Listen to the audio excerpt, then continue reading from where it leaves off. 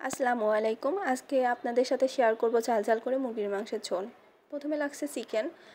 আমি আলু, পেঁয়াজ, মরিচ, রসুনগুলো কেটে নিয়েছি। আলুটা হালকা করে হলুদ দিয়ে ফ্রাই করে নিব।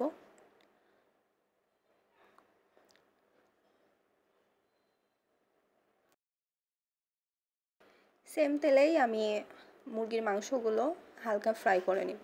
মুরগির মাংসটা ভেজে নিয়ে রান্না করলে স্বাদ দ্বিগুণ হয়ে যায়। আসলে খুব অল্প সময়ে এটা ভাজতে হবে। তারপর একই ফ্রাই প্যানে হালকা একটু তেল দিয়ে পেঁয়াজ, রসুন, মরিচ, এলাচ, দারচিনি, তেজপাতাগুলো দিয়ে দিব। আদা, রসুন, জিরা পেস্ট,